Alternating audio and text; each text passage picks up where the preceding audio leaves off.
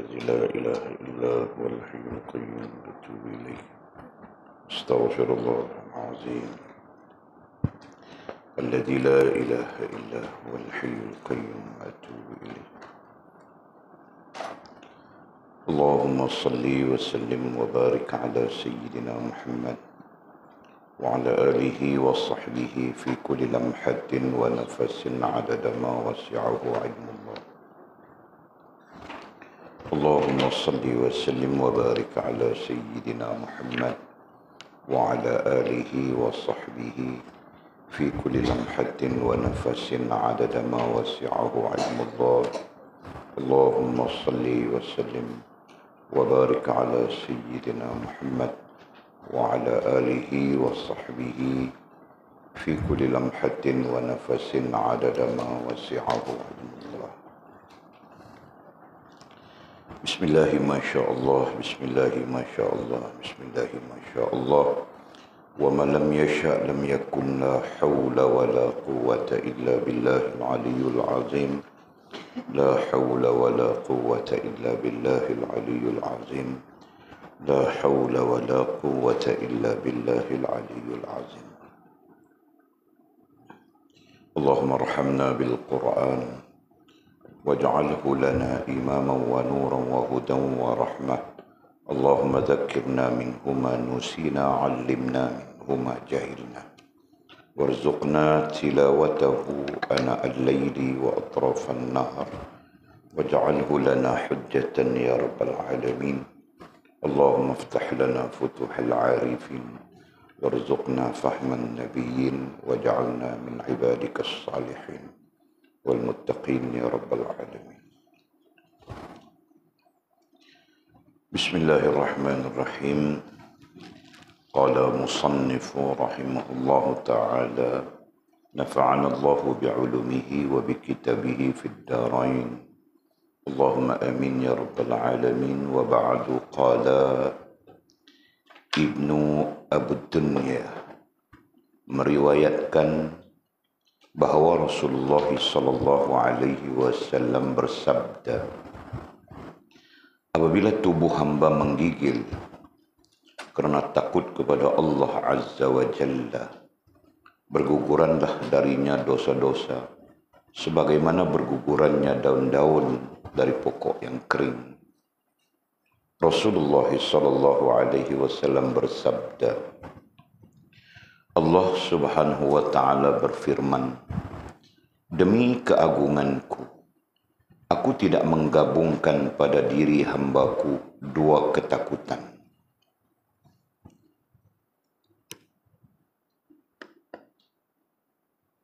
Dan aku menggabungkan pada dirinya dua ketenteraman. Jika ia merasa tentram kepadaku di dunia, aku akan membuatnya takut pada hari kiamat. Jika ia takut kepadaku di dunia, aku akan menenteramkannya pada hari kiamat.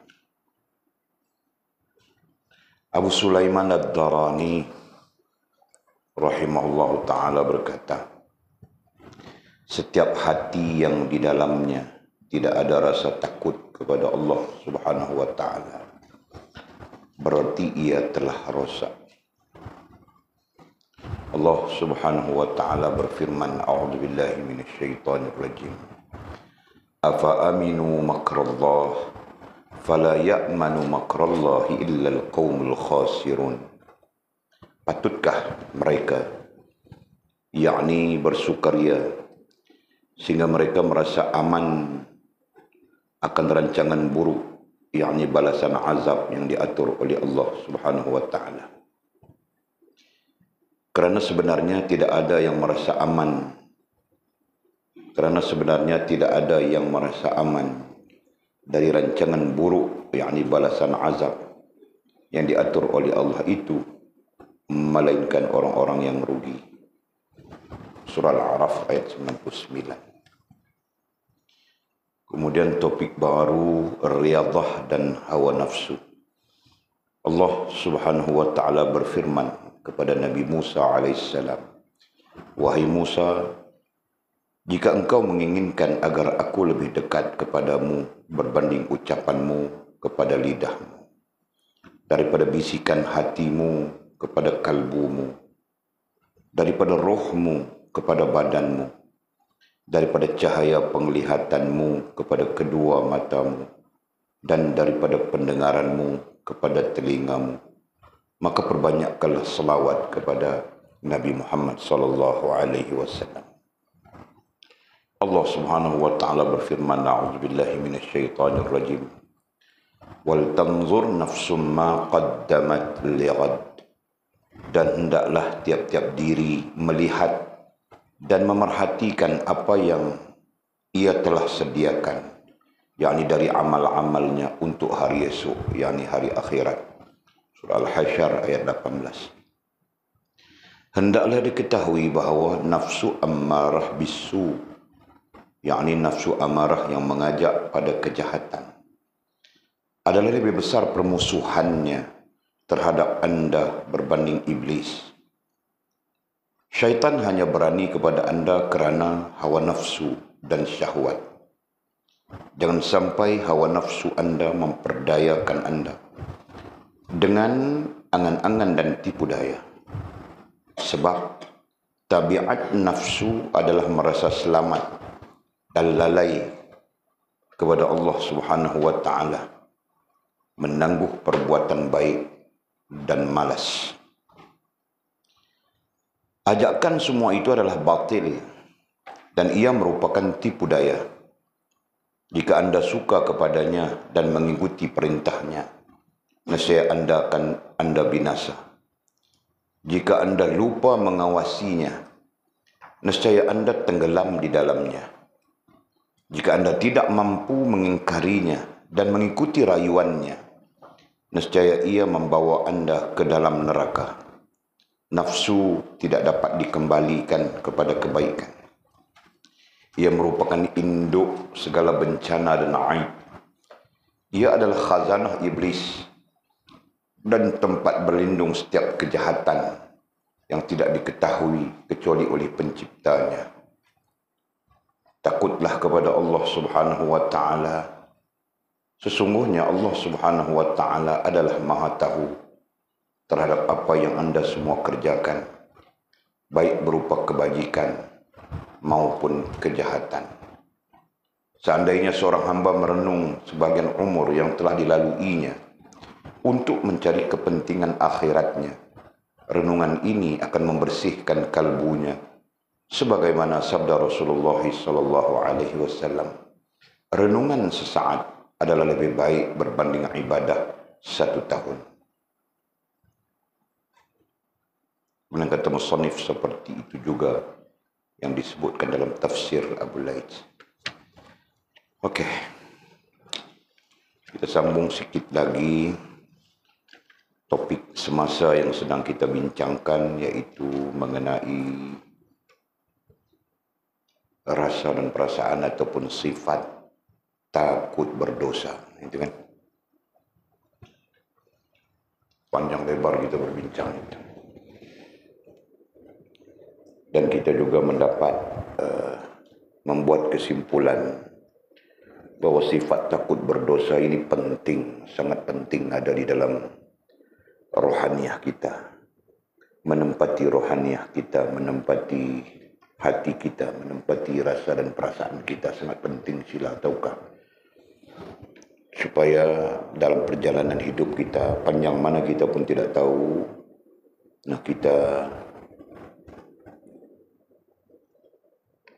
kita terpelihara gitu kan. Kita takut untuk melakukan dosa, justru kita terpelihara gitu, daripada hal-hal yang merosakkan hubungan kita dengan Allah, merosakkan hubungan kita dengan Allah, sekaligus merosakkan hidup kita, merosakkan kehidupan kita. Walid dekat sudah, mau pulang. Kamu orang mungkin panjang lagi ceritanya. Berarti banyak lagi yang kamu orang akan hadapi. Bayangkan kamu orang hadapi hidup yang macam-macam dosa, dah tahu. Itu sunnatullah sudah. Dalam satu keadaan ada satu kebaikan, ada 10 kejahatan, ada 10 keburukan. Kebaikan mungkin ada satu saja, tapi keburukannya 10. Nah, itu maksudnya apa? Maksudnya kamu orang akan berdepan dengan keadaan yang membawa kita kepada kerosakan lebih banyak, lebih besar daripada yang membawa kita kepada kebaikan. Paham tak? Nah, itu. Sekarang pun begitu sudah kan? Nah, apalagi akan datang. Ya, apalagi jika diukur dengan hadis-hadis fitan yang disebut oleh Nabi SAW, bagaimana akan terjadi, bagaimana akan terjadi, bagaimana akan terjadi.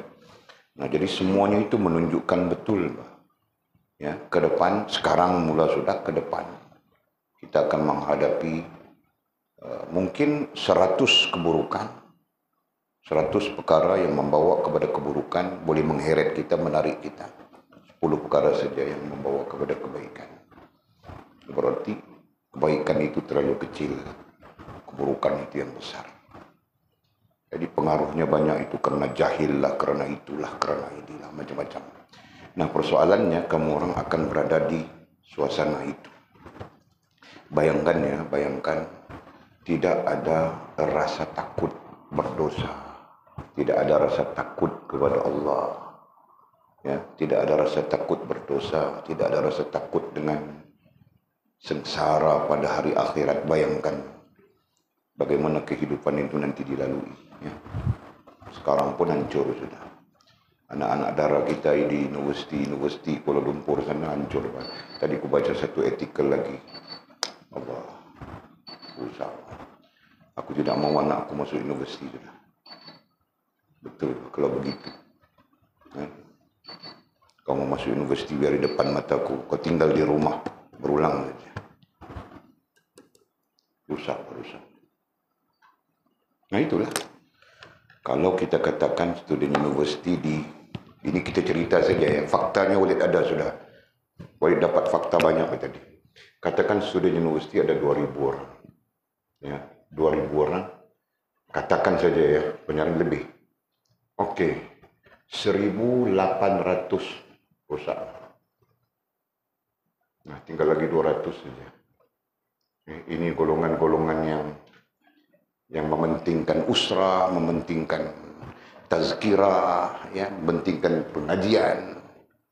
Nah, baki 1800 rusak saja. Rusak pertama ialah akal.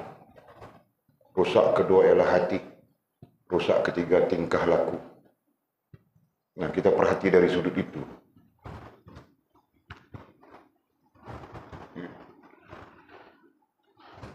Nah, apabila berlaku kerusakan-kerusakan ini, akal rusak, berarti akal tidak menghubungkan mereka dengan Allah. Hati rusak, hati tidak merasakan kehambaan. Nah, akal tidak menghubungkan mereka dengan Allah. Hati rusak, hati yang tidak merasakan kehambaan, berarti tidak melakukan perintah Allah SWT, perintah agama, kita katakan begitu ya. Nah, tingkah laku rusak.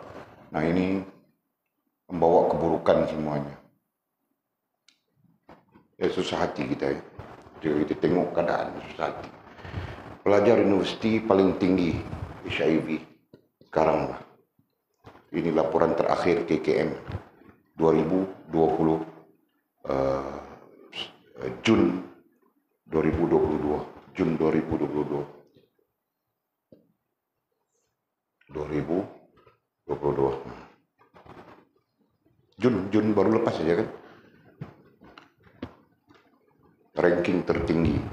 Nah, kajian mengatakan karena mereka mengamalkan seks ya bebas.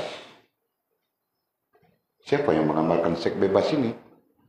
Apakah 200 orang yang usra, yang mementingkan ilmu, yang mereka ini? Tidak, yang ini.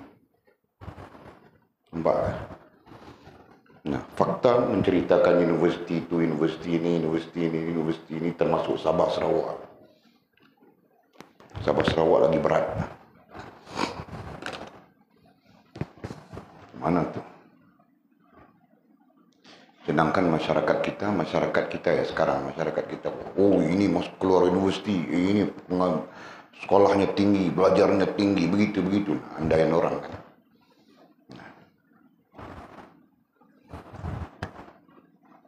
Mana itu? Nah, nanti mau jadi menantu, oh belajar mesti, itu menantu. Nah, itu belajar pondok saja. Apa ada pondok? Pandangan jadi macam itu orang kan. Hasilnya keluar sudah. Ya, generasi-generasi yang suara mereka membawa kepada kekafiran. Suara mereka dalam istilah hadis dipanggil nida'uhum, seruan mereka, nida'uhum, suara mereka, seruan mereka, tajummul 'alal kafir, terjun kepada kekafiran. Perbuatan mereka, af'aluhum tajummun 'alal kibr. Perbuatan mereka, tingkah laku mereka terjun kepada dosa.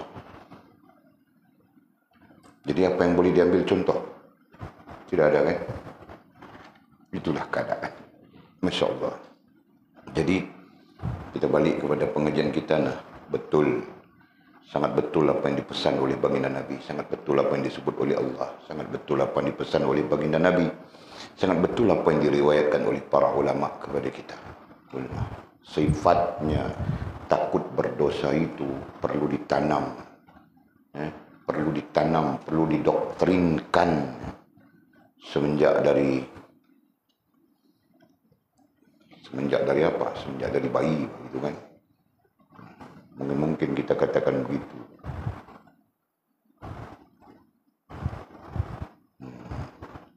Jadi kita perlu mewujudkan satu kursus kepada ibu bapa, kursus pendidikan kanak-kanak misalnya, doktrin apa yang perlu diberikan, ya. Nah, kamu orang buat kertas kerja itu. Bentang kepada ibu bapa. 2 tahun akan datang, 3 tahun akan datang, boleh nyap sudah.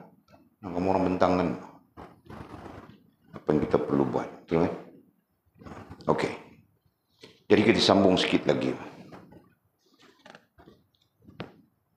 Kata musannif rahimahullah ta'ala. Ibnu Abu Dunya tabi'in. Ibnu Abu Dunya dan dia seorang tabi'in. Bukan tabi'in. Ibnu Abi Dunya adalah sahabat. Bukan tabi'innya.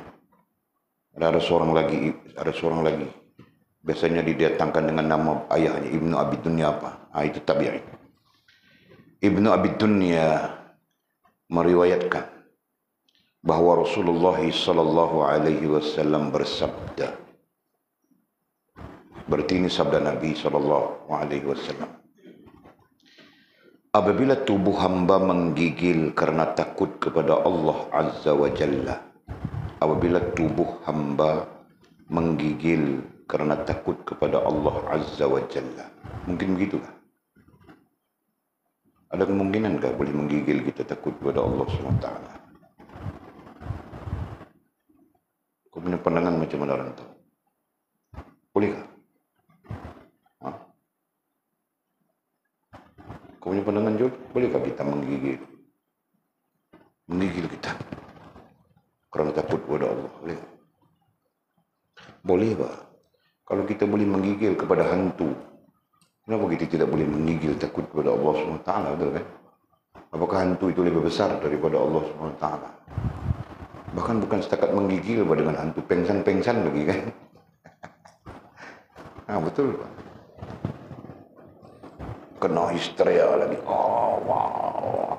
Semua itu dari takut ya.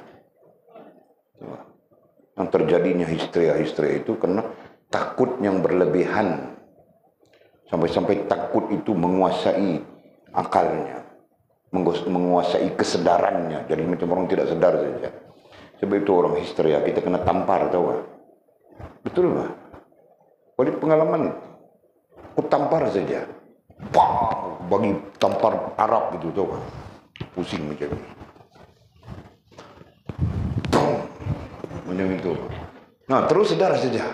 Baru dia tahu. Jangan, sabar. Pegang-pegang dia. Itu kerja budak-budak jantan kan?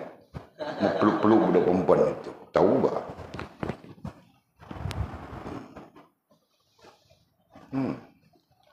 Tersedar dia kena penampar. Tampar aku. Aku tampar aku. Kenapa? Kau gila. Gitu dia. Jadi bandingan kita itu bandingan saja. Jadi bolehkah kita menggigil kerana takut kepada Allah Azza wa Jalla? Sirah menceritakan para sahabat Nabi kebanyakannya begitu. Termasuk baginda Nabi SAW sendiri. Ya. Ketika mereka membaca ayat-ayat terkait dengan azab, terkait dengan siksa Allah SWT, sama ada di dunia maupun di akhirat. Nah, baginda Nabi SAW menggigil. Sahabat-sahabat baginda Nabi SAW menggigil mereka. Takutnya. Dalam riwayat lain, sirah lain, nah Abu Bakar, Umar, Utsman, Ali sama saja. Walid lebih banyak mendengar riwayat Umar. Ya, keadaannya Sayyidina Umar. Ketika baginda Nabi SAW pada suatu subuh, selepas solat subuh, baginda menerima wahyu di malamnya. Nah, subuhnya baginda membaca. A'udzubillahi minasyaitonirrajim. Al-qari'atu mal-qari'ah. Sayyidina Umar berjalan masuk ke dalam masjid Nabi itu. Sedang berjalan dia, tetapi dia mendengar sudah. Al-qari'atu mal-qari'ah, bacanya Nabi SAW. Dia bergoyang-goyang saja. Tidak boleh berjalan lagi sudah. Tahu kah? Wa ma adraka mal-qari'ah. Mau rebah sudah dia. Ditangkapnya tiang. Tiang itu dipeluk. Tiang yang dipeluk itu tiang apa namanya? Ada 6 tiang di dalam raudhah itu, tahu kah? Banggil raudhah. Nah, tiang yang dipeluk itu tiang namanya tiang apa? Satu tiang Aisyah. Tiang-tiang itu ada namanya. Dan Sayyidina Umar memeluk salah satu tiangnya kerana dia tidak boleh berjalan sudah. Yauma yakunun nasu kal farashil mabsus. Rasulullah baca setakat itu saja, gedebuk dia jatuh pingsan. Ada pandangan mengatakan 3 hari dia pingsan. Sirah lain mencatatkan 7 hari dia pingsan. Nah, kita ambil yang paling singkat, pingsan apa lama-lama, betul kan? Pingsan 3 hari. Kerana takutnya kepada Allah Subhanahu wa taala. Dengar Al-Qari'ah saja. Dengar ayat pertama, dengar ayat kedua, dengar ayat ketiga pingsan. Nah, kita jangan sampai pingsan, Mbak. Menggigil saja kita bincang, menggigil saja. Walid dengar Al-Qari'ah itu, bahkan Walid sendiri baca pun tidak pernah aku menggigil. Rasa syok saja. Syok, Mbak. Ini hari aku baca Al-Qari'ah ala-ala Yaman. Besok aku baca Al-Qari'ah ala-ala Mesir. Lusa aku baca Al-Qari'ah ala-ala Saudi. Last sekali baca Al-Qari'ah ala-ala Jepun.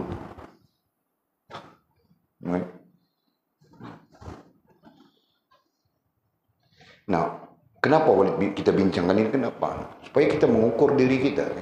Supaya kita mengukur diri kita. Bagaimana posisi kita, keadaan kita khususnya. Dalam hal takut berdosa. Takut kepada Allah Subhanahu wa ta'ala. Nah, itu ukurannya. Kurang-kurangnya kan. Kalau baginda Nabi kita sebut sudah tadi. Sahabat kita sebut sudah tadi. Nah, kita sebut kemudiannya. Siapa? Para tabi'in panutan kita. Para tabi'in khususnya. Imam Hasan al-Basri rahimahullah ta'ala. Bila kita sebut tentang itu. Nah, dia satu hari kerana musafirnya ke Makkatul Mukarramah. Dia berjalan sebelah malam. Nah, sehingga dia keletihan. Para pencatat mengatakan 2 sebab keletihan. Keletihan pertama kerana putus bekalan air. Berjalan mereka untuk sampai ke satu wadi, putus bekalan air. Itu yang menyebabkan letih. Nah, sampai-sampai di wadi itu mereka berhenti rehat. Hasan al-Basri tertidur pada dia. Ya. Jadi kerana dia bukan ahli kafilah. Dia tidak termasuk di dalam ahli kafilah. Dia cuma menumpang kafilah. Faham tak? Nah, jadi dia berasingan dengan kafilah itu. Di kafilah itu berehat, dan dia pun tumpang berehat. Tertidur dia. bangun dia, subuh sudah berlalu. Waktu subuh sudah berlalu. Dalam arti kata yang lain, mungkin dia bangun itu waktu isyraq sudah. Waktu syuruk sudah. Mungkin waktu duha ketika bangunnya itu. Jelas ya? Nah, dia takut berdosa dengan sebab itu, 40 hari dia beristighfar. Ada lagi riwayat di atas itu mengatakan, sepanjang dia berada di Masjidil Haram, dia tidak keluar daripada masjid. Dan dia beristighfar mendoakan itu, menurut riwayat. Ya, yang mencatatkan di riwayat itu adalah khadamnya Imam Hasan Al-Basri rahimahullah. Mungkin muridnya Imam Hasan Al-Basri rahimahullah mencatatkan. Mulutnya tanpa henti beristighfar, minta ampun kepada Allah SWT. Kesalahannya salat subuh. Ya. Masya Allah. Nah itu tabi'in. Sufyan As-Sawri. Nah sama saja keadaannya. Peristiwanya pun kurang lebih begitu saja. Mereka bermusafir daripada Baghdad ke Makkatul Mukarramah untuk mengerjakan haji. Nah keadaannya sama saja. Yang menyebabkan Sufyan As-Sawri menangis-nangis dia selama 40 hari satu riwayat, 70 hari satu riwayat. Nah dia berdoa, ya Allah aku telah zalim kepada diriku sendiri. Ya Allah aku telah zalim kepada diriku sendiri. Ya Allah ampunkanlah aku telah zalim pada diriku sendiri. Mengulang-ulang itu selama 40 hari, satu riwayat lain mengatakan selama 70 hari. Mengulang-ulang itu saja. Astaghfirullahaladzim. Aku telah menzalimi Rabbana zalamna. Orang bertanya, wahai Sufyan, apakah yang menyebabkan kau hanya itu saja sebutanmu? Hanya itu saja sebutanmu. Sampai-sampai luar daripada mendadah tangan doa pun itulah sebutanmu. Tidak bercakap yang lain, itu saja yang dicakapkan. Kenapa? Nah, dia menceritakan, aku pada kemarin kepada itu terlewat sholat subuh, bangunnya begini karena aku keletihan begini ceritanya. Nah orang melihatnya, nah itu saja kan. Orang meremehkannya. Orang meremehkan Sufyan As-Sawri. Karena apa? Karena dia cuma hanya terlewat sholat subuh itu saja. Karena dia tidak sadar, keletihan dan sebagainya. Hanya karena itu. Sampai-sampai mulutnya terus meminta ampun kepada Allah. Mengakui zalim diri sendiri. Hanya karena itu. Nah, orang meremehkan. Paham tak? Nah, tapi itulah rasa takutnya. Takut berdosanya Sufyan As-Sawri. Paham tak? Nah, itu tabi'in. Nah, ada lagi di zaman tabi'in. Memang ada. Kemudian kita ukur dengan kita, Masya Allah, ternyata kita jauh langit dengan bumi. Teman Mizi kan? Kau mau surga Mizi? Mau kan? Nah, orang itu pun mau surga, Pak. Begitu mereka. Kita mau surga, begini kita. Jadi kalau Allah mau memilih, kira-kira Allah pilih siapa? Kau paham Mizi? Nah, kalau Allah mau memilih, kira-kira Allah pilih siapa? Sila, pilih kita atau pilih orang-orang yang kita sebutkan tadi. Nah, orang-orang yang kita sebutkan tadi berarti kita tidak terpilih, betul kan? Nah itu pun kita perlu rasa takut juga, tahukah? Pamrantau, Pamjul, Allah maha memilih kan? Allah itu maha memilih sesungguhnya. Karena itu kita selalu mentazkirahkan kepada diri kita, qulillahumma malikal mulki tu'til mulka man tasha wa tanzi'ul mulka mimman tasha wa tu'izzu man tasha wa tuzillu man tasha biyadikal khair. Di tangan Allah Subhanahu wa taala. Berarti Allah sentiasa memilih. Nah, sudah barang tentu jika kita pun memilih yang baik untuk kita, nah Allah Subhanahu wa taala pun sudah barang tentu dia memilih yang baik, yang betul, yang benar dengan dia, kan? Atau kita simpulkan saja, sudah tentu dia memilih orang yang ada rasa takut berdosa, betul kan? Nah, berarti kita tidak ada tempat. Ya, berarti kita tidak ada ruang. Itu andaian kita ya, muhasabah kita. Nah, jika kita mau terpilih, nah kita pun perlu mencapai. Nah, kita pun perlu mencapai rasa takut kepada Allah Subhanahu wa taala. rasa takut berdosa. Itu perlu. Amizi, jangan kita main hantam saja macam orang kebanyakan sekarang main hantam saja, cakap-cakap saja. Tidak ada rasa takut berdosa. Mau melakukan sesuatu lakukan saja, tidak ada rasa takut berdosa. Nah itu bentuk-bentuk jasmaniahnya. Nah kita perlu rasa takut berdosa termasuk berfikir, termasuk pemikiran kita, termasuk perasaan kita. Nah itu pun kita perlu rasa takut berdosa atas nama keselamatan rohaniah kita, betul kan? Subhanallah.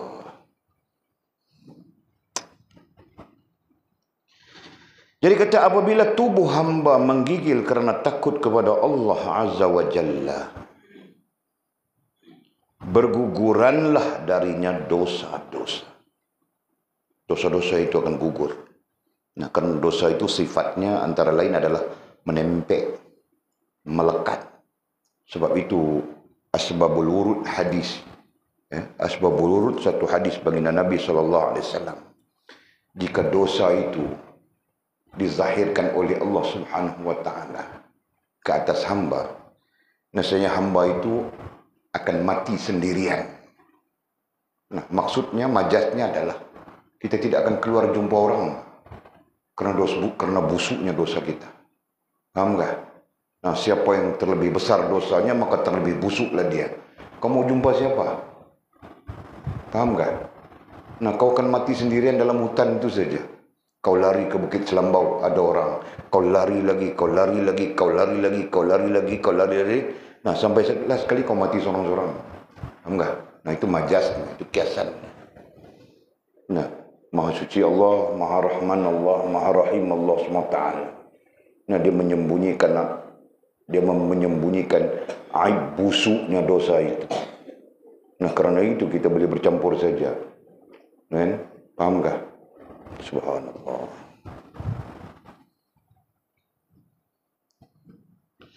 Katanya berguguranlah darinya dosa-dosa sebagaimana bergugurannya daun-daun dari pokok yang kering. Nah, berarti dosa itu jatuh. Tadi kita bercakap tentang apa? Tentang dosa itu sifatnya menempel. Nah, sebab itu disebut kotoran. Ya kan? Sisi lain perbincangan kita, nah kita sebutkan dosa itu adalah kotoran. Ada ulama menggunakan istilah yang agak ekstrim, bilang dosanya itu najis. Nah, itu lebih ekstrim. Kita andaikan itu lebih ekstrim. Jadi kita sebut kotoran saja. Dosa itu adalah kotoran. Nah, kenapa? Perlu dibersihkan. Itu maksudnya. Ya, perlu dibersihkan. Nah, bagaimana membersihkannya? Nah, jika sisi lain kita berbincang, kita sebut zikir dan fikir. Fikir dan zikir, gitu kan? Itu sisi lain, sisi amalan. Nah, adapun sisi perbincangan kita sekarang, perlu ada rasa takut berdosa untuk membersihkan dosa. Nah, itu sekurang-kurangnya. Jika tidak ada rasa takut berdosa, macam mana membersihkan dosa? Ya? Berdosa pun tidak rasa berdosa, nah itu lagi parah. Allah.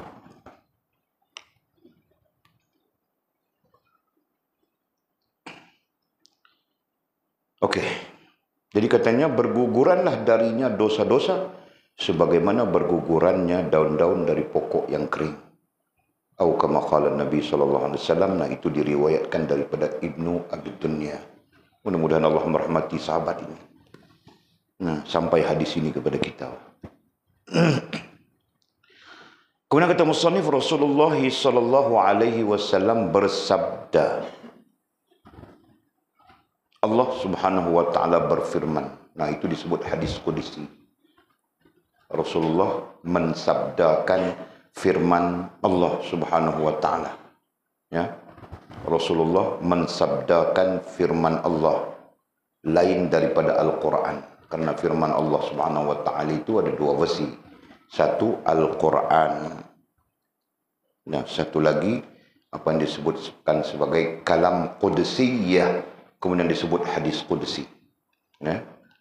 Dasar awalnya disebut kalam qudsiyah. Ya. Nah, itu gurunya yang mengajar usul tafsir belum datang. Nah, Walid mengajar kamu orang dulu langsung. Ya. Satu disebut kalamullah. Kalamullah itu Al-Quran. Ya. Nah, lagi satu disebut kalam Qudsiyah. Nah, itulah kemudiannya disebut hadis Qudsi. Nah, pastikan istilah ini ada dalam kepala kamu orang. Jangan nanti ketika Walid mengajar, kamu orang kebingungan saja. Nah, sampai masanya kita akan baca ayat-ayat Al-Quran, tafsir maudhu'i tentang akidah, tafsir maudhu'i tentang ibadah, tafsir maudhu'i tentang muamalah, ada semuanya. Mau mengaji banyak lagi, dah duduk 10 tahun. Dengan fikir mau menikah. Banyak bagi kita boleh mengaji. Anak Walid pun mau datang mengajar sudah. Tapi sebelum dia mengajar, dia perlu belajar. Tukar. 6 bulan aku akan marah dia biar menanah telinganya itu. Nanti jangan kamu orang terasa bila aku marah anakku. Nah, kamu orang mau rasa itu, kamu orang punya pasal bah. Aku marah anakku. Dia bilang, bukan tidak mau datang belajar, Walid garang, dia bilang. Nah, awal lagi dibilang garang sudah. Padahal Walid adalah insan yang paling lemah lembut di atas muka dunia ini. Kamu orang tahukah? Betul bah? Hah? Betul kan, Mizi? Betul kan? Nah, kau bodik saja tu. Semua orang bilang aku lah garang lah itu, kau bilang lembut. Fas selalu bilang Walid ini garang.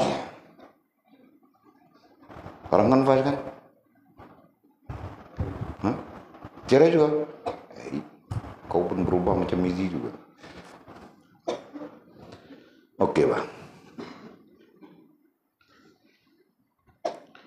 Rasulullah sallallahu alaihi wasallam bersabda, Allah Subhanahu wa taala berfirman, dhabit hadis qudsi ya. Demi keagunganku, nah keagunganku ai Allah Subhanahu wa taala di situ kan. Nah, Allah yang menyebutnya demi keagunganku. Baginda Nabi tidak pernah menyebut demi keagunganku. Bahkan baginda Nabi SAW adalah seorang yang sangat tawadhu. Tidak ada istilah itu, melainkan dia melafazkan firman Allah Subhanahu wa taala. Sama ada kalamullah atau kalam qudsiyah. Nah, itu saja. Jadi demi keagunganku, aku ai Allah di situ. Aku ai Allah SWT di situ. Tidak menggabungkan pada diri hambaku dua ketakutan. Allah tidak menggabungkan pada diri hamba, seseorang hamba itu dua ketakutan. Apa itu? Terus. Dan aku menggabungkan pada dirinya dua ketentraman. Sebaliknya Allah menggabungkan pada diri hamba itu dua ketentraman. Jadi bahasa mudahnya, Allah tidak menghimpunkan kepada diri kita dua bentuk ketakutan sekali. Jadi perlu takut kepada Allah, perlu takut kepada apa, tidak begitu. Nah, takut kepada Allah itu meliputi semua sudah. Ya kan?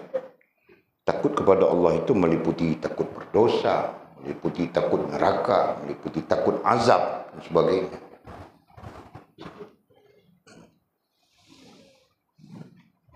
Dan aku menggabungkan pada dirinya ai manusia, ya. Dan aku menggabungkan pada dirinya ai hamba, dua ketentraman. Tetapi dalam hal ketentraman Allah menggabungkan dua ketentraman kepada hamba. Jika ia merasa tentram kepadaku di dunia, nah, dua ketentraman itu. Jika ia merasa tentram kepadaku di dunia, aku akan membuatnya takut pada hari kiamat. Perhatikan ya, Jika ia merasa tentram kepadaku di dunia, tentram di situ dengan maksud boleh saja ya, kan aman. Merasa aman daripada Allah SWT, berarti boleh buat apa saja. Ya. Jadi tentram di situ berarti tidak takut. Jika ia merasa tentram kepadaku di dunia. Nah, ketika hidup dunia kita tidak takut kepada Allah. Kita rasa aman saja. Kita rasa happy saja membuat apapun. Ya, kita tidak peduli dosa kah, termasuk tidak takut berdosa dan sebagainya. Kita buat saja apa yang kita mau buat. Soalnya begitu. Tentram. Aku akan membuatnya takut pada hari kiamat. Nescaya pada hari kiamat dia akan menjadi orang yang paling takut. Jika ia takut kepadaku di dunia, sebaliknya jika ia, hamba, takut kepadaku, Allah SWT di dunia, ya, jika di dunia kita takut kepada Allah SWT, aku akan menenteramkannya pada hari kiamat. Nescaya pada hari kiamat Allah SWT akan memberi ketenteraman kepadanya. Nah, selain daripada baginda Nabi SAW membaca hadis Qudsi ini, nah ada hadis langsung daripada baginda Nabi SAW menyebut hal yang sama. Sesiapa yang merasa aman di dunia, dia akan merasa takut pada hari akhirat. Tapi siapa yang merasa takut di dunia, nescaya dia akan merasa aman di hari akhirat di hadapan Allah Subhanahu wa taala. Nah, justru itu kita perlu rasa takut kan. Sekarang perlu wujudkan rasa takut itu di dalam diri kita. Supaya apa? Supaya kita aman di hari akhirat kelak. Supaya kita tentram di hari akhirat kelak. Nah, jika sekarang kita tidak rasa takut, nah akhirat nanti Allah Subhanahu wa taala akan mencampakkan rasa takut itu di dalam diri kita yang tidak ada kesudahan. Nah, macam mana kita mau buat? Mungkin pertanyaan, bagaimana kita mau buat supaya supaya takut kita di dunia? Nah, masukkan rasa takut itu di dalam rasa dan perasaanmu. Itu kemuncak perbincangan kita. Ya kan? Masukkan sifat rasa takut berdosa itu, bina sifat rasa takut berdosa itu di dalam hati kita, di dalam rasa dan perasaan kita. Begitu, paham kami sih? Nah, nanti kau takut membuat dosa, mau tengok itu buat Allah, takut berdosa, gitu kan? Ada orangkah, tiada orangkah, kau tetap rasa takut berdosa. Jangan masa ada orang saja kau takut berdosa, tiada orang saja. Sorang-sorang kau di dalam pondok itu, Jul datang tidur di sini, mengamalkan zikir, ilmu hikmat dan sebagainya. Kau. Nah itu. Paham enggak? Nah, biar kita seorang sekalipun tetap ada rasa takut berdosa. Nah, itu menyebabkan di hari akhirat Allah Subhanahu wa taala menenteramkan kita. Dengan Allah, Masya Allah. Nah, kamu orang perlu bina, Walid pun perlu bina juga. Tapi tidak tahu boleh dapatkah, tidak boleh dapatkah, karena Walid mau jauh sudah kan. Umur pun jauh sudah. Kemudian kata musannif rahimahullah ta'ala Abu Sulaiman Ad-Darani At-Tabi'in, babit tabi'in dia.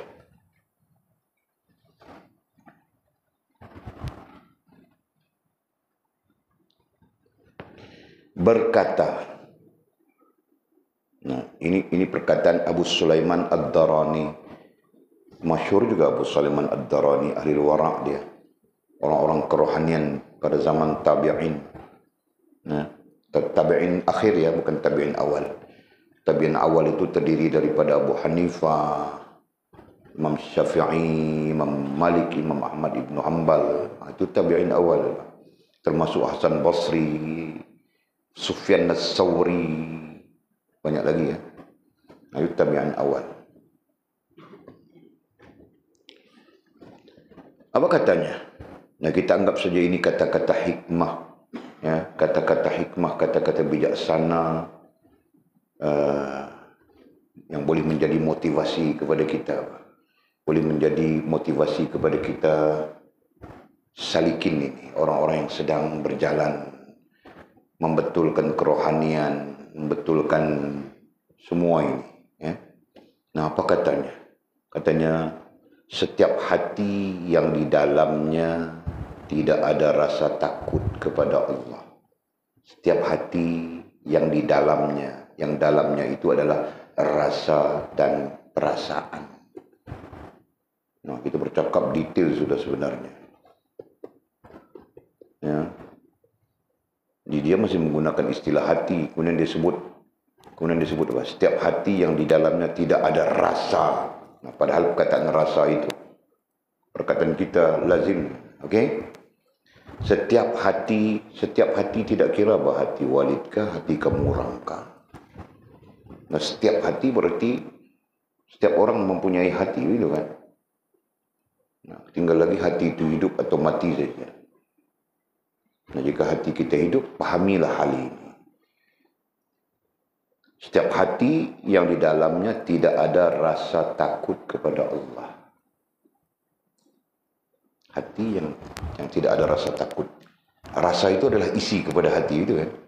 Tidak ada rasa takut kepada Allah. Sebagian ulama mengatakan jika tidak ada rasa takut kepada Allah, berarti tidak ada hubungan dengan Allah. Ketika tidak ada hubungan dengan Allah, nah ketika itu hati itu menjadi kosong.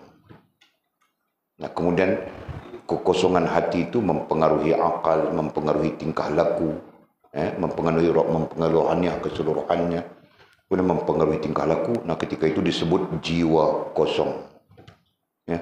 Nah, kita catat sudah itu. Pernah dengar gak istilah jiwa kosong? Pernah dengar ya? Kita tulis kurang-kurangnya. Tahu kita supaya jiwa kita jangan kosong.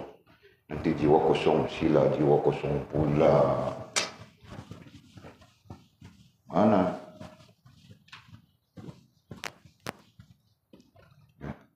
Perkataannya jiwa kosong. Yang boleh pernah dengar apa? Lagi jiwa kacau. Ini pun ada juga kan? Hah? Jiwa kacau kan? Lagi jiwa katun. Ini yang boleh pernah dengar apa? Kita rakamkan saja. Lagi jiwa apa lagi? Hah? Jiwa syahdu. Ini yang Walid terakamkan, yang Walid pernah dengar dan Walid mengkaji sedikit sebanyak. Tahu kan? Dipanggil jiwa syahdu. Ada lagi satu. Jiwa jiwang. Nah, ini semua istilah-istilah yang Walid pernah dengar. Jadi berapa? 1, 2, 3, 4, 5. Nah, mungkin ada lagi kan? Mungkin ada lagi. Sama ada istilahnya jiwa kosong, jiwa kacau, jiwa katun, jiwa syahdu, jiwa jiwang. Sebenarnya langsung tidak langsung. Perkataan ini kita sebut dalam konteks bahasa kita, kan? Nah, hakikatnya dia adalah psikologi ini. Tadi kita sebut tentang jiwa kosong. Nah, jiwa kosong artinya jiwa yang tidak terhubung dengan Allah, apalagi merasa takut. Nah, ketika itu dia akan memasukkan di dalam kekosongan jiwanya itu sesuatu yang lain daripada Allah SWT. Dia akan masukkan hiburan, dia akan masukkan macam-macam lagi lah kan, dan sebagainya, macam-macam lagi untuk mengisi jiwanya, kononnya untuk mengisi jiwa kosong itu tadi. Ya. Akhirnya jiwa itu tetap kosong, bahkan rusak. Ya. Sebab apa? Sebab hiburan dan sebagainya itu tidak mampu mengisi kekosongan jiwa itu tadi. Sebab jiwa itu adalah tempatnya berhubung dengan Allah SWT. Spesifiknya adalah hati, gitu kan? Nah, kemudian jiwa kacau. Jiwa kacau. Nah, jiwa kacau itu bermula dari kosong itulah, karena itu dia kacau, dia kan. Kacau. Serba salah, serba tidak kenal.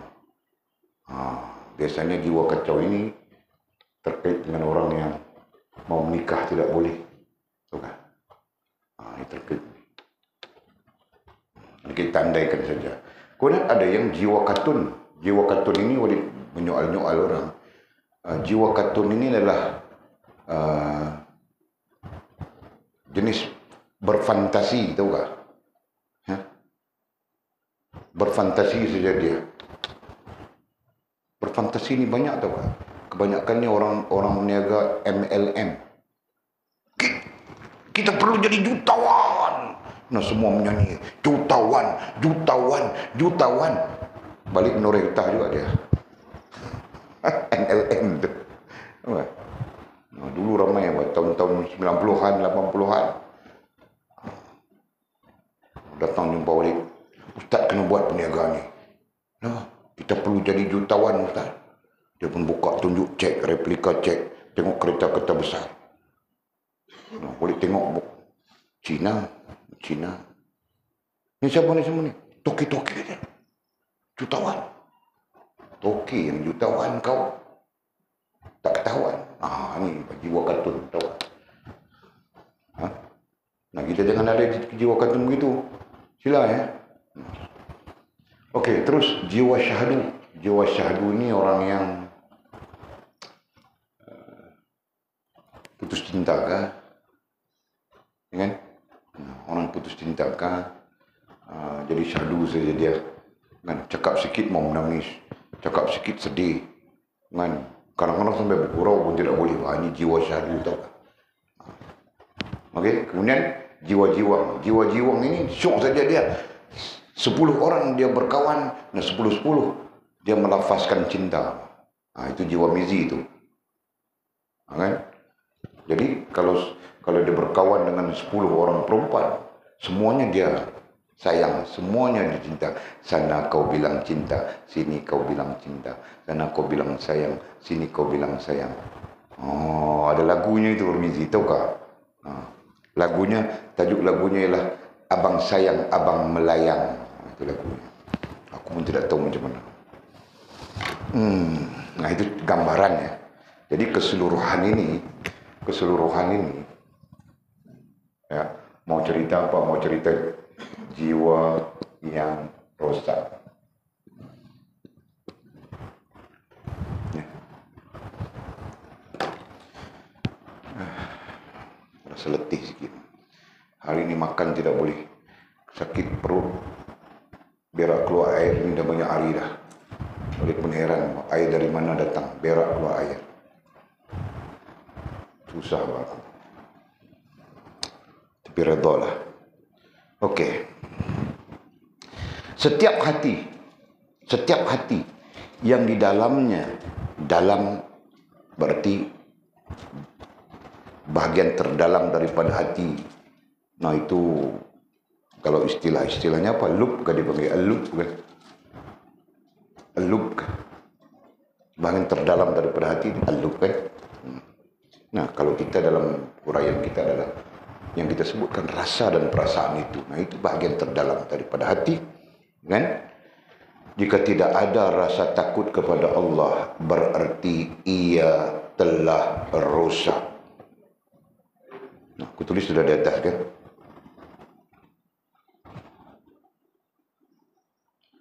Apa yang rusak itu? Hati itu. Apa yang rusak daripada hati itu? Perasaan. Apa yang rusak daripada sana? Fahaman. Dia akan salah faham semuanya. Ini akan timbul salah faham. Di sini timbul salah faham. Di sini timbul salah faham. Di sini timbul salah faham. Di sini timbul salah faham. Kan? Dia penuh dengan salah faham. Penuh dengan prasangka. Nah, apabila jiwa rosak, apabila hati rosak.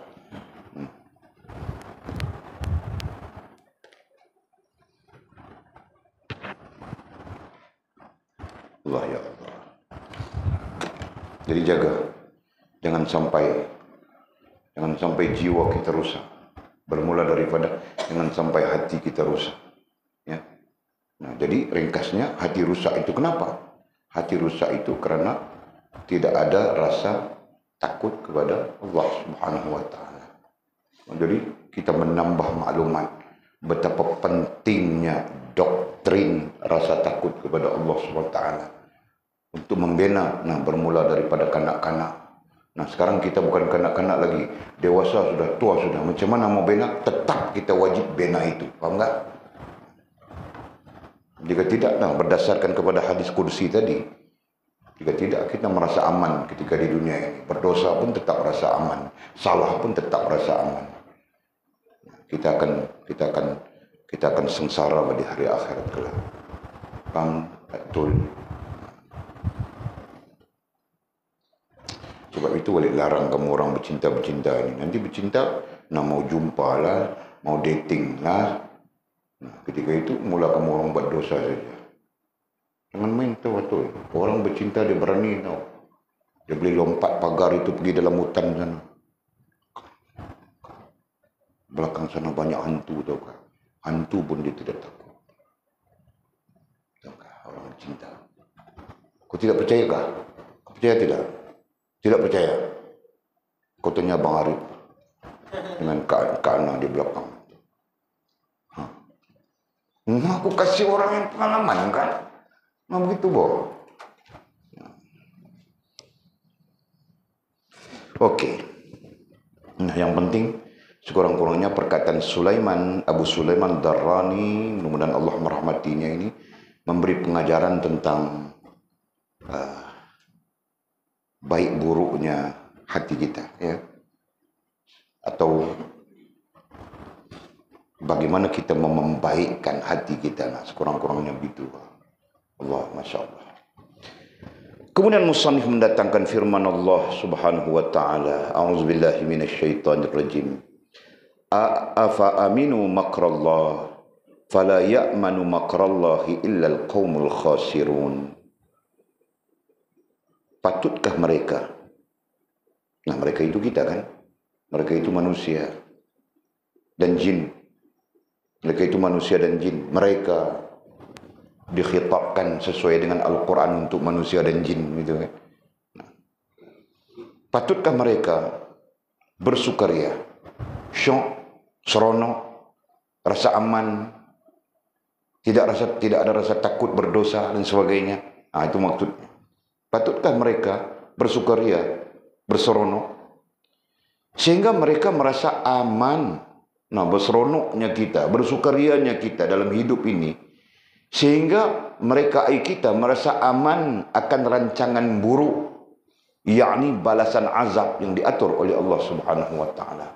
Nah, pertanyaannya, patutkah? Ya. Sesungguhnya Allah mengatur azab, betul kan? Allah mengatur nikmat syurga. Dan Allah SWT juga mengatur azab. Dan sampai-sampai itu dipanggil sunnatullah. Allah menyediakan syurga, menyediakan neraka, menyediakan syurga untuk yang taat, menyediakan neraka untuk yang maksiat. Itu sunnatullah. Jadi itu apabila disebut sunnatullah, boleh saja juga kita memakai teks ini. Itu adalah rancangan Allah SWT. Berarti ada rancangan baiknya, ada rancangan buruknya, seolah-olahnya begitu. Nah, pun begitu, Allah Subhanahu wa taala menyediakan dua-dua hal, bukan yang buruk saja, yang baik juga disediakan, yang nikmat juga disediakan. Nah, tinggal lagi, patutkah mereka, patutkah kita pakai kita di situ, patutkah kita seronok, ya, sampai merasa aman daripada takut balasan Allah Subhanahu wa taala di hari akhirat kelak? Patutkah? Nah, persoalannya itu.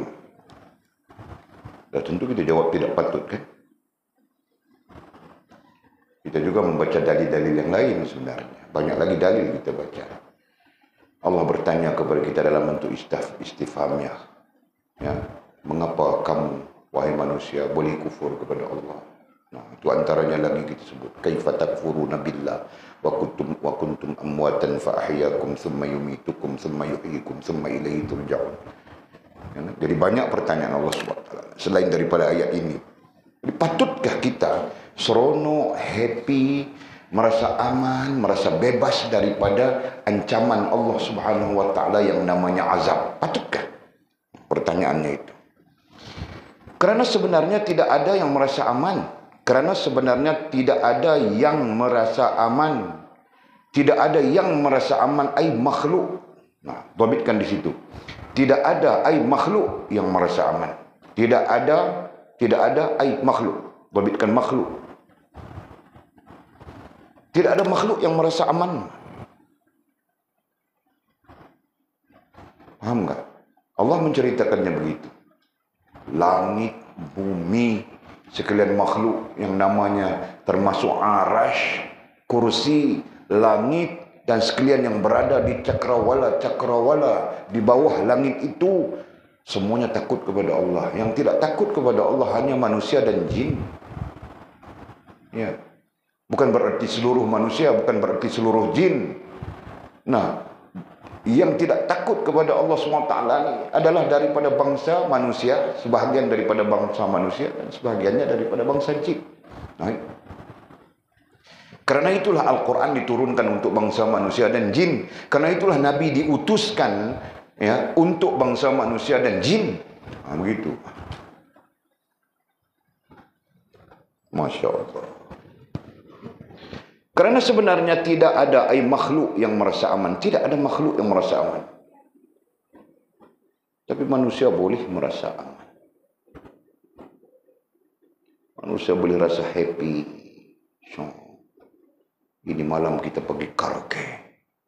Besok malam kita pergi dangdut. Lusa malam kita pergi diskotik.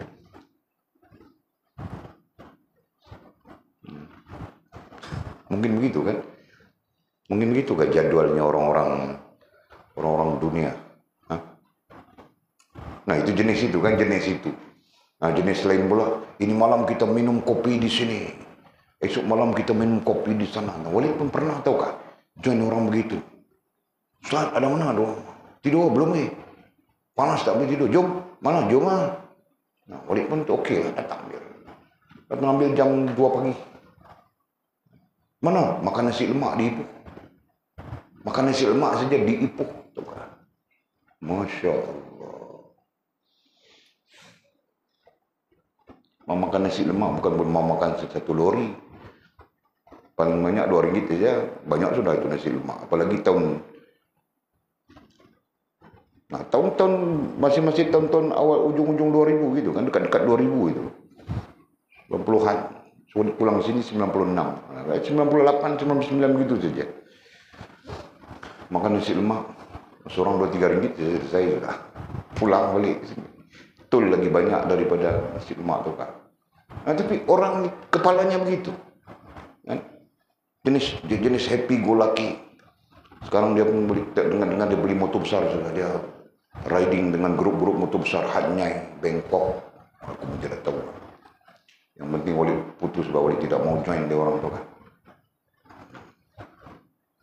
Okey lah. Merasa aman. Kerana sebenarnya tidak ada yang merasa aman. Tidak ada makhluk yang merasa aman. Semua ketakutan kepada Allah SWT. Ya, dalam tafsir ayat Sabbaha lillahi ma fis samawati wa ma fil ard.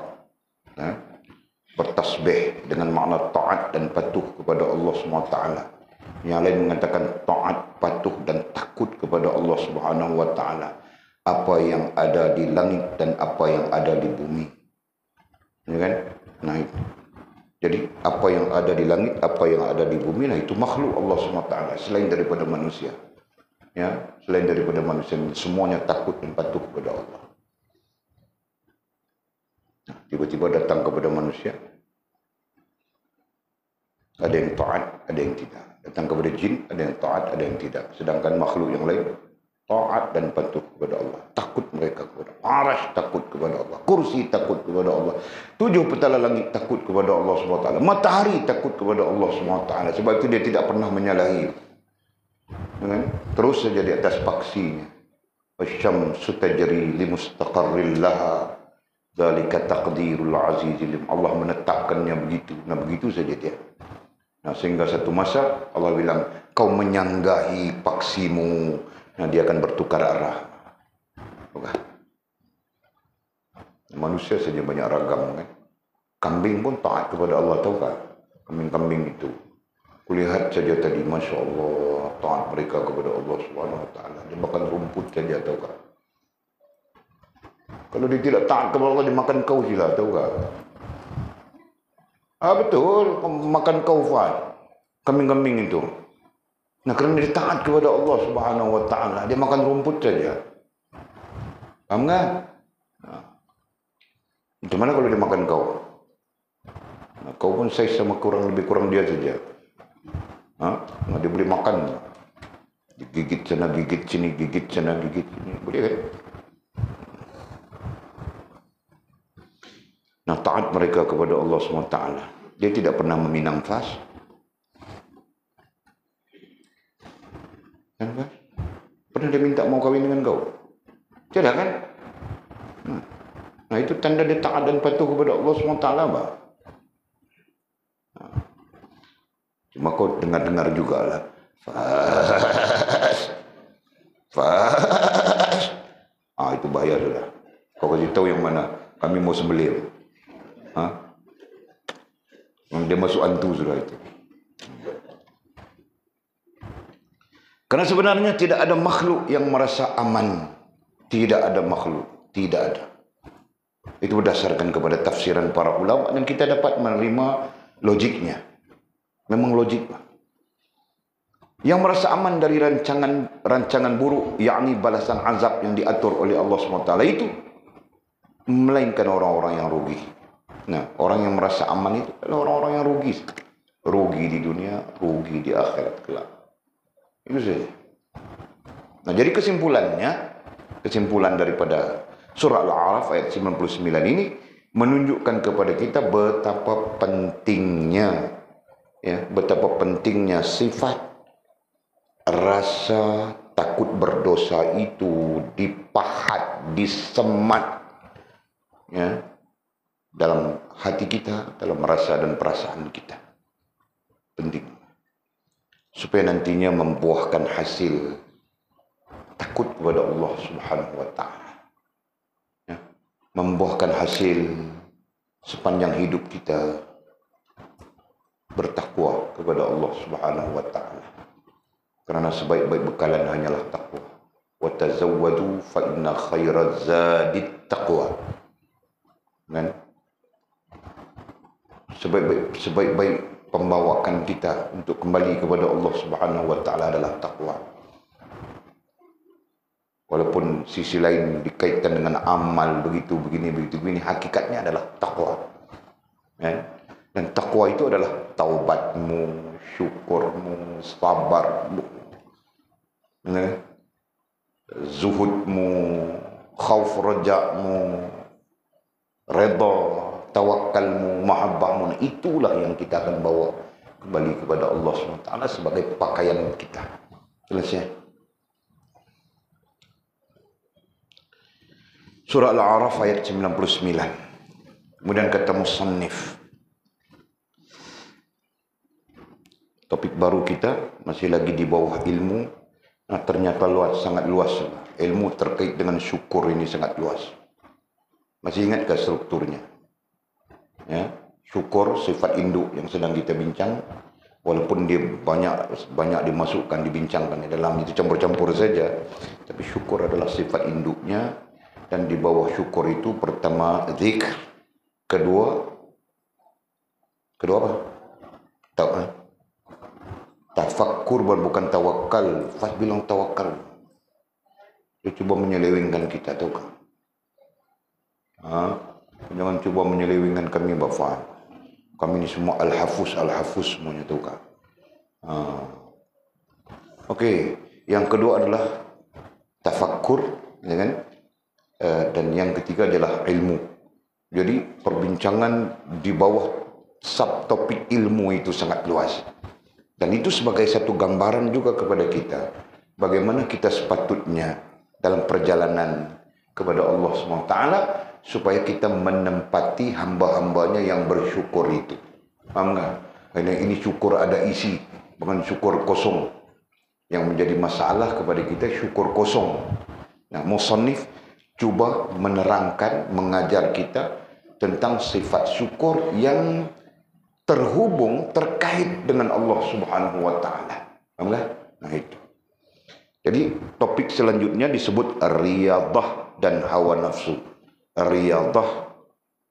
Nah, kalau kita senang dengan perkataan riyadhah, silakan. Kalau kita tidak senang dengan perkataan riyadhah, maknanya adalah latihan.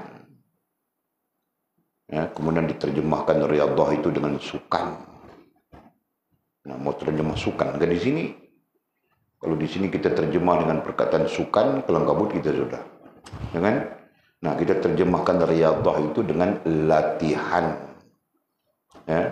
Latihan apa? Katanya dan hawa nafsu. Jadi jangan pakai perkataan dan, biar topiknya di situ. Pencerahannya ada di bawah, di tepi, di atas, kiri kanan, terserah kita. Ya.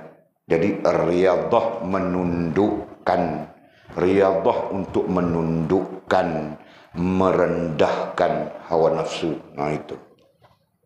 Musannif menghidangkan kepada kita, membentangkan kepada kita dalam topik selanjutnya ini. Apa latihan yang perlu kita lakukan?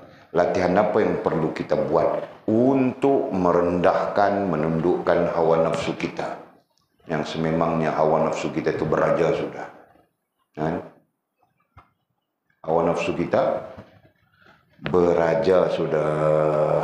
Ya, mungkin sedar, mungkin kita tidak sedar beraja dia. Nah ini terkait dengan kita belajar ya.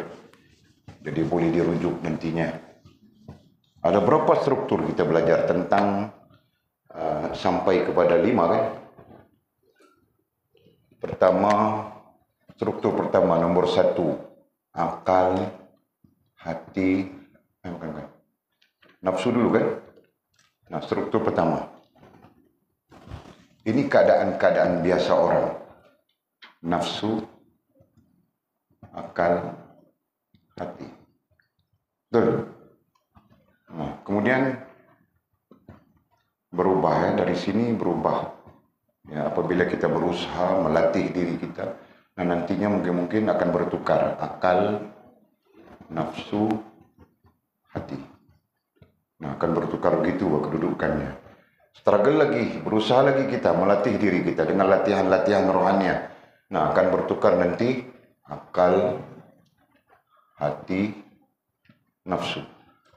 Nah, ini keadaan-keadaan yang bagus sudah pada dasarnya. Betul. Kemudian struggle lagi, usaha lagi kita, latih dari lagi diri kita. Nah, sampai kepada posisi keempat. Nah, ketika itu akal dan hati. Gitu kan? Nah, tinggal 2 saja. Ini rohania. Ini masih membabitkan jasmania. 3 posisi. Ya. Nah, sampai kepada posisi kelima, kita struggle, kita berusaha lagi. Nah, sampai posisi kelima, nah akhirnya tinggal hati saja. Jadi 5. Nah, ini belajar sudah Mimi kan? Boleh cerita sudah kah? Kau faham kah? Ini cerita sudah itu hari. Jadi kau paham kan? Sekarang baru kau cerita, kau takut mau cakap paham ke tidak paham kan? Dulu ku tanya kau paham saja.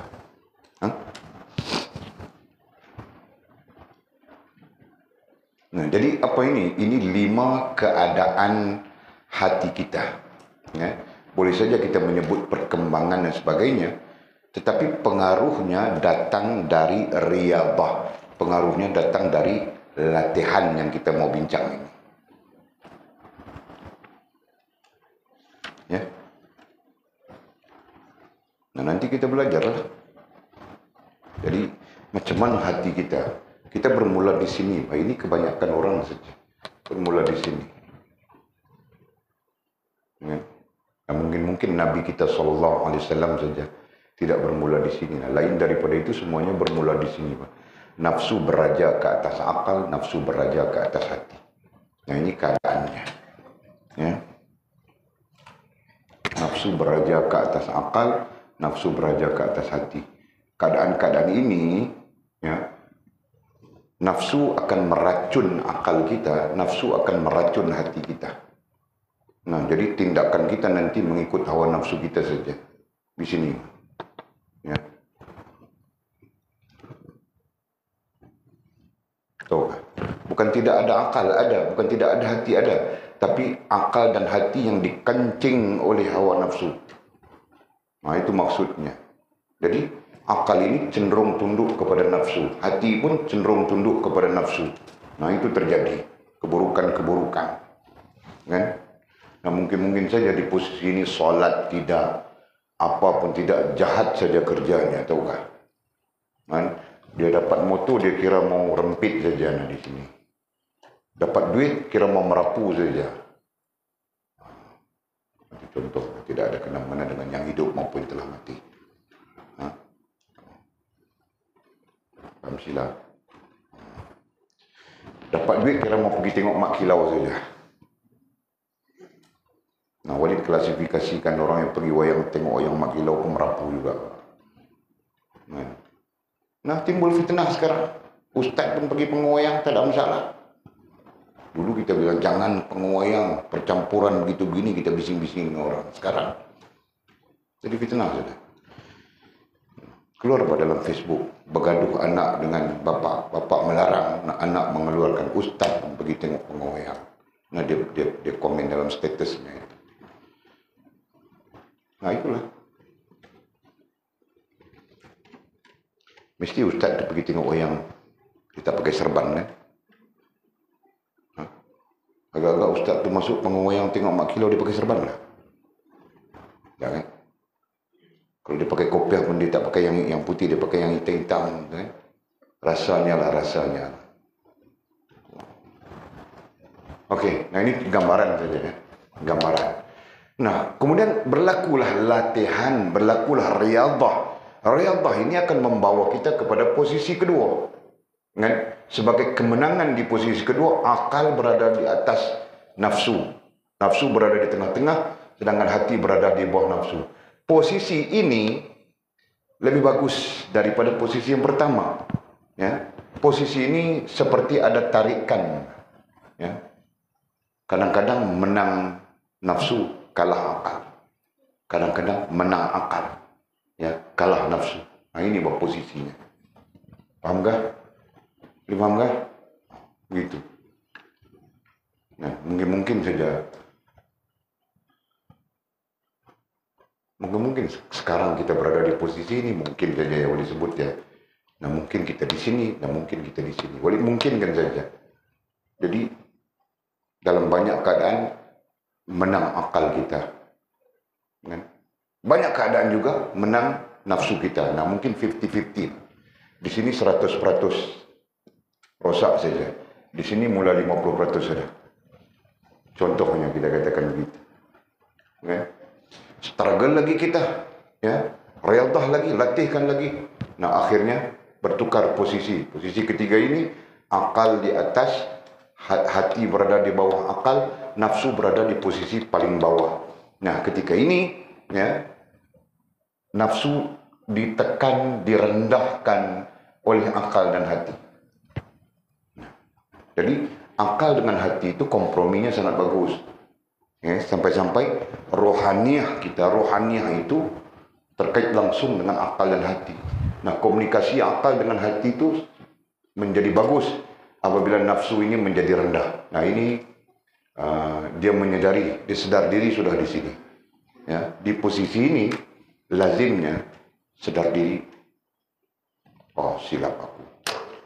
Dulu dosa begitu, dosa begini, nampak saja dia itu ini ya. Sesuai dengan kejernihan akal, kejernihan hati. Nafsu pula berada di bawah, mau kencing tidak boleh, tahu kah? Dia mau lompat kencing di akal, mau lompat kencing di hati tidak boleh kerana dia berada di bawah. Nah, ketika itu andaian kita struggle lagi kita, ya, latihan lagi. Nah, itu latih lagi kita, riyadhah lagi kita untuk menundukkan menundukkan nafsu kita. Nah, akhirnya nafsu itu tersingkir daripada struktur rohaniah. Tersingkir, dia hilang. Ya, tersingkir. Nah, ayat kita di sini adalah isu kita di sini, nafsu tersingkir keluar, gitu kan? Nafsu berada di sini. Bukan dia tidak berada di dalam struktur nafsu, tetap dia struktur rohaniah, dia tetap di dalam struktur rohaniah.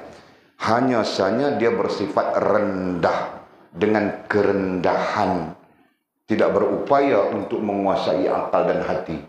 Nah, sebagian ulama mencatatkan ketika itu pintu nafsu itu tertutup daripada iblis, daripada apa saja yang merosakkan. Itu andaiannya. Nah mungkin 6, ada juga yang boleh catat ke 6 itu hari ya. Nah nanti kita mungkin riadah lagi. Nah riadah lagi, nah mungkin menghilangkan akal. Nah itu peringkat itu kita tidak bercakap. Tahu tak? Hilang akal. Kita bercakap peringkat ini saja, yang kelima saja. Akhirnya tinggal, ya, yang tinggal setelah riadah itu hati. Maksud hati di sini bukan menafikan akal ya, bukan menafikan akal. Ya, boleh saja kita menyebut hati dengan akal sekali, kerana rohaniah itu sekali saja. Paham tak? Akal dengan hati. Jadi boleh strukturkan begini supaya kita tidak keliru dengan ini, posisi ini. Nah itu. Nah jadi di sini tinggal saja hati. Akal seolah-olahnya kita katakan hati yang kompromi dengan akal, akal yang kompromi dengan hati, hati beraja. Kenapa? Karena disitulah sabda Nabi SAW, baik seketul daging di dalam tubuhmu, maka baiklah seluruh jasmaniamu, itulah hati. Okey? Nah, yang keenam, Walid babitkan merah yang keenam. Ini jarang ya, Ini jarang berlaku kerana riadah kerohaniannya lain. Ya. Orang yang akhirnya tinggal hati, ya, tinggal hati juga, ya, akalnya hilang. Akalnya hilang. Nah inilah yang dalam kerohanian dipanggil zauq, ya, yang dia bercakap merapu. Kita lihat dia bercakap merapu ya. Bukan bercakap merapu, sebenarnya dia tidak merapu. Bahasanya itu tidak dapat difahami, tahu tak? Nah itu. Nah itulah keadaannya. Nah, ini keadaan-keadaan orang yang panggil apa ya dalam istilah tasawuf, tenggelam, ataupun orang apa ya? Ada istilahnya itu. Majzub. Itu istilahnya. Orang-orang yang ajzab, majzub. Dia berada di dalam keasyikan sampai-sampai dia tidak sedar. Ya. Nah ini boleh terjadi. Seperti mana berlaku kepada orang-orang, walaupun para fuqaha mengambil tindakan membunuh, sebagai contoh Hallaj As-Saqafi, kan, yang mengatakan Allah berada di dalam jubahku. Nah dia majzub. Nah itu ayat-ayat gila kan. Nah, kalau kita sebut ayat-ayat akalnya hilang. Perkataan-perkataan seperti dia hilang akal. Hakikatnya hatinya terhubung teguh dengan Allah Subhanahu wa taala. Nah, Walid meninggalkan berbincang poin yang ke-6 ini ya. Tidak sesuai dengan kita. Okey. Nanti kita semua jadi majzub. Tengok-tengok mizi di atas pokok, seluar pun tidak pakai. Rantau di hutan kelapa sawit sana apa dia bikin pun tidak tahu, baju seluar tidak pakai. Jul pula. Nah, payah cerita kan. Pakai baju saja, seluar tidak pakai. Macam-macam lah. Mana aku tahu, majzub. Ramai juga para wali-wali Allah SWT yang majzub ya. Jadi Allah menyembunyikan kewalian mereka. Boleh faham kah? Jadi kita tidak bincang ya. Jangan ada persoalan yang ke-6 ya. Melainkan kita sampai kepada keadaan-keadaan yang sesuai nantinya. 10 tahun lagi kah? Nah, baru kita berbincang tentang itu. Jika Allah izin hidup. Sedikit perlu nih. Okey, mau baca sedikit tentang firman Allah SWT ni. Katanya Allah Subhanahu wa taala berfirman kepada Nabi Musa alaihissalam. Ya. Daripada mana datangnya riwayat-riwayat sebegini? Nah, sudah barang tentu riwayat daripada baginda Nabi SAW sendiri. Ya kan? Nah. Jadi Allah berfirman kepada Nabi Musa, wahai Musa, jika engkau menginginkan agar aku lebih dekat kepadamu. Nah, perkataannya, jika engkau menginginkan aku lebih dekat kepadamu berbanding ucapanmu kepada lidahmu. Nah, lidah dengan ucapan itu dekat kan? Nah. Atau berbanding daripada bisikan hatimu kepada kalbumu. Berbanding bisikan hati kita dengan kalbu kita. Nah, itu dekat semuanya itu. Atau berbanding daripada rohmu kepada badanmu. Nah, roh dengan badan itu cukup dekat. Atau berbanding daripada cahaya penglihatanmu kepada kedua matamu. Nah, itu pun semua cukup dekat. Yang paling dekat sudah. Dan daripada pendengaranmu kepada telingamu. Demikian juga pendengaran dengan telinga cukup dekat. Nah, Allah boleh lebih dekat daripada semua itu. Enggak. Allah boleh lebih dekat dengan kita. Boleh lebih dekat dengan kita. Boleh lebih hampir dengan kita. Dan kita boleh lebih hampir dengan Allah SWT berbanding semua yang terdekat sudah kita sebutkan tadi. Nah, hal ini terkait dengan Nabi Musa. Ya, Allah bercakap dengan baginda Nabi Musa alaihissalam. Jika engkau menginginkan agar aku lebih dekat kepadamu berbanding ucapanmu kepada lidahmu, daripada bisikan hatimu kepada kalbumu, daripada rohmu kepada badanmu, daripada cahaya penglihatanmu kepada kedua matamu, dan daripada pendengaranmu kepada telingamu, maka perbanyakkanlah. Ya, maka Allah menyebutnya kepada Nabi Musa alaihissalam. Maka perbanyakkanlah selawat kepada Nabi Muhammad sallallahu alaihi wasallam. Nah, berselawat kepada Nabi bukan bermula dalam Quran, ya, bermula di dalam syurga. Ya, nanti kita ada kisahnya, kita ceritakan. Walaupun kisah ini dibantah oleh Wahabi khususnya. Nah, Wahabi kerjanya bantah saja, biar orang tidak tahu apa. Ya kan? Nah, rupa-rupanya selawat kepada baginda Nabi itu di dalam syurga lagi ada sudah. Ya. Nah, nanti kita bincangkan. Nah, kerana itu tidak pelik Allah memerintahkan kepada baginda Nabi Musa alaihissalam supaya berselawat kepada Nabi. Kenapa? Selawat kepada Nabi itu boleh menyebabkan kita dekat dengan Allah dan Allah dekat dengan kita. Nah, berarti ini satu latihannya. Sampai di sini nanti kamu orang akan terima. Aku kasih sudah ijazahnya. Belum ijazah, aku sebut sudah tentang selawatnya itu. Ada 3 salawat yang kamu orang nanti bawa sampai masanya. Itu latihan rohaniah semuanya. Nah, kemudian kata musannif Allah Subhanahu wa taala berfirman, "Semaqal wallahu a'lam."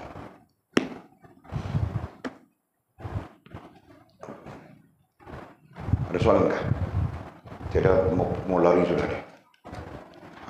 Tidak. Bismillahirrahmanirrahim. Alhamdulillahirabbil alamin. Wassalatu wassalamu ala asyrafil mursalin sayyidina wa maulana Muhammad wa ala alihi wa sahbihi ajma'in. Allahumma iftah lana futuhal arifin warzuqna fahman nabiyyin waj'alna min ibadikas salihin. Allahumma ihdina as-siratal mustaqim siratal ladzina an'ama Allah minan nabiyyin was-siddiqin wasyuhada'i was-salihin. Allahumma rabbana iftah bainana wa bain qaumina bil haqq wa anta khairul fatihin. Allahumma a'inna ala dhikrika wa syukrika wa husna ibadatik. Allahumma faqihna fid din wa 'allimna at-ta'wil. Allahumma faqihna fid din wa 'allimna at-ta'wil. Allahumma faqihna fid din wa 'allimna at-ta'wil. Wa sallallahu ala sayyidina Muhammadin wa ala alihi wa sahbihi wa baraka wa sallam walhamdulillahi rabbil alamin.